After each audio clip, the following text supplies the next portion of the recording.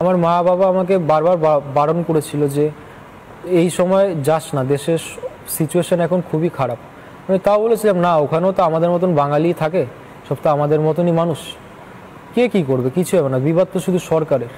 কিন্তু যখন ওরা আমার মাথায় পাথরটা মারলো, আমার একটা কথাই মনে পড়লো, আমি যদি এখন না বাড়ি ফিরতে পারি বেঁচে, তাহলে আমার জল খাও, তুমি জল খাও, আমি বুঝতে পারছি, তুমি জল খাও।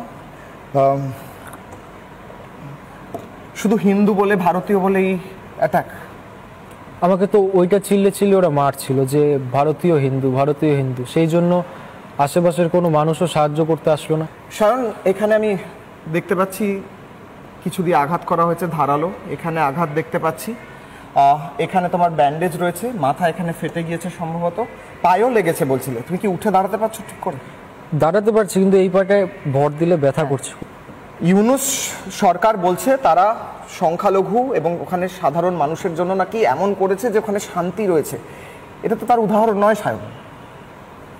এই মুহূর্তে কট্টরপন্থীরা ওখানে তাণ্ডব চালাচ্ছে এবং সেটা স্পষ্ট হচ্ছে। তুমি একটা জলজ্যান্ত উদাহরণ গোটা বিশ্বের কাছে, এবং তুমি যেভাবে আজ চিৎকার করে করে তোমার কথা বলছো গোটা বিশ্বের কাছে, তাকে আমি স্যালিউট জানাই।